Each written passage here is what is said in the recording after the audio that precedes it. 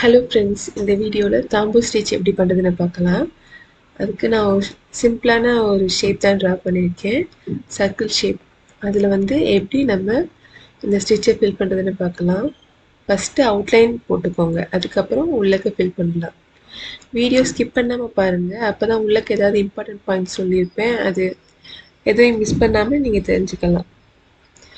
இதை வந்து ஸ்ட்ரெயிட்டாக தான் போடணும், உள்ளக்க சர்க்கிள் ஷேப்பில் போடக்கூடாது. லைன் வந்து ஸ்ட்ரெயிட்டாக தான் உள்ளக்க ஃபில் பண்ண போகிறோம். சில பேர் ரவுண்டாக ஃபில் பண்ணிட்டு வருவாங்க, அப்படி பண்ணக்கூடாது. அப்படி பண்ணோன்னா நமக்கு அந்த கேப்பை ரவுண்டாக பண்ணும்போது கேப் விழுந்துகிட்டே இருக்கும். அதனால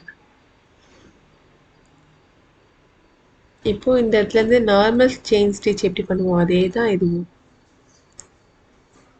நம்ம டபுள் செயின் ஸ்டிச்லலாம் பார்த்துருப்போம், ஒரு லைன் போட்டுட்டு அப்படியே ரிவர்ஸ் எடுத்துகிட்டு அடுத்த லைன் போடுறது. அதே மாதிரி இப்போது அந்த அவுட்லைன் இருக்குல்ல, அது கீழே வரைக்கும் போய் ஸ்டிச் பண்ணிவிட்டு அப்படியே ரிவர்ஸில் எடுத்துருங்க. டபுள் செயின் ஸ்டிச்சில் பார்த்துருப்போம் எப்படி ரிவர்ஸ் எடுக்கணும்னு சொல்லிட்டு, அதே மாதிரி தான் இதுவும்.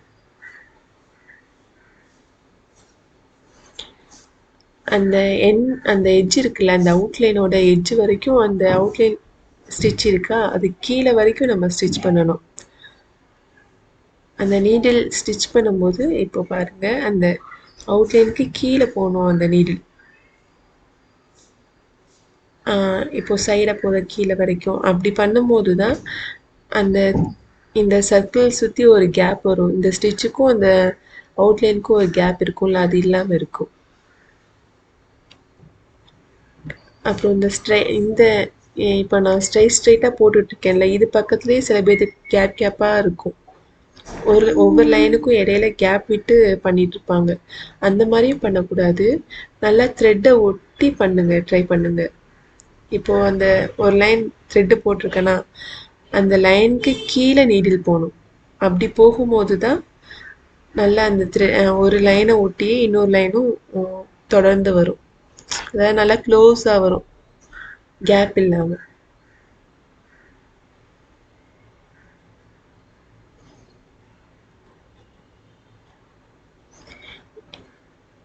இந்த ஸ்டிச்சோட அந்த மெயின் ட்ரிக்கே ஒரு த்ரெட்டுக்கு அந்த ஒரு ஸ்டிச்சுக்கு கீழே நம்ம ஸ்டிச் பண்ணுறோம், அவ்வளோதான். நல்லா எவ்வளோ ஒட்டி பண்ண முடியுமோ அந்த அளவுக்கு பண்ணணும். அப்போ தான் எந்த ஒரு கேப்பும் இல்லாமல் ஃபுல்ஃபில்லாக இருக்கும் அது. இது வந்து மேக்ஸிமம் வந்து ஃபில்லிங்க்கு தான் யூஸ் பண்ணுவாங்க. அதுவும் ஒரு போர்ட்ரேட் பண்ணுறது அப்படி பண்ணும் போதெல்லாம் இந்த ஸ்டிச் வந்து ரொம்ப நல்லாயிருக்கும். அப்புறம் இது ப்ரைடல் ப்ளவுஸ்லலாம் ஹியூமன் ஃபேஸ் இதெல்லாம் பண்ணிகிட்ருப்பாங்க. அந்த பிரைட் க்ரூம் இதெல்லாம் பண்ணிகிட்ருப்பாங்கல்ல, அதுக்கெல்லாம் மேக்ஸிமம் இந்த ஸ்டிச் யூஸ் பண்ணுவாங்க. அப்புறம் ஃப்ளவர் ஃபில்லிங், பீகாக் டிசைன் இதுக்கெல்லாம் பண்ணுவாங்க. மேக்ஸிமம் இது போர்ட்ரேட் பண்ணும்போது இந்த ஸ்டிச் வந்து ரொம்பவே நல்லாயிருக்கும். அப்படி பண்ணுறதுக்கு எப்படி பண்ணலான்னு சொல்லிட்டு ஒரு ஹியூமன் ஃபேஸில் இந்த ஸ்டிச்சை எப்படி பண்ணலான்னு சொல்லிட்டு நெக்ஸ்ட்டு வீடியோவில் நான் சொல்லித்தரேன்.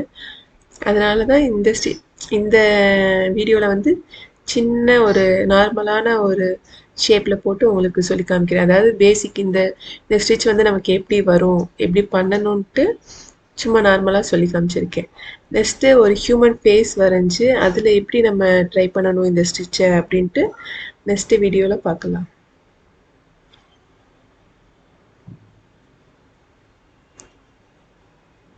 இந்த சைடு ஃபில் பண்ணிவிட்டு அதுக்கப்புறம் நெக்ஸ்ட்டு அந்த சைடு போங்க.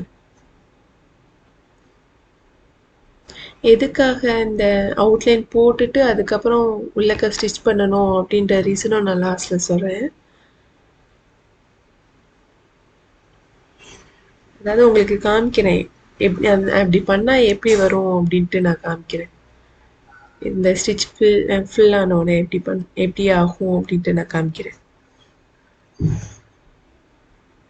இந்த லைட்டாக ஒரு கேப், அதை நான் ஜூம் பண்ணிக்கிறதுனால கூட தான் இந்த லைட்டான ஒரு கேப் அந்த அவுட்லைனுக்கும் உள்ளக்க போட்டிருக்க ஸ்டிச்சுக்கும் தெரியுது.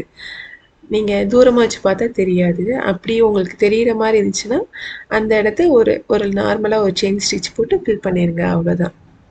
ரொம்பவும் தெரியாது அது. இந்த இடத்துல வந்து நார்மல் அவ்வளோ மேக்ஸிமம் தெரில அப்படி உங்களுக்கு இந்த கேப் கூட தெரிய வேணாம் அப்படின்னு நினச்சிங்கன்னா அந்த இடத்துல ஒரு சின்ன ஒரு செயின் ஸ்டிச் போட்டு ஃபில் பண்ணிடலாம் அவ்வளோதான். மேக்ஸிமம் இது ஜூமில் இருக்கிறதுனால தான் இது கூட தெரியுது.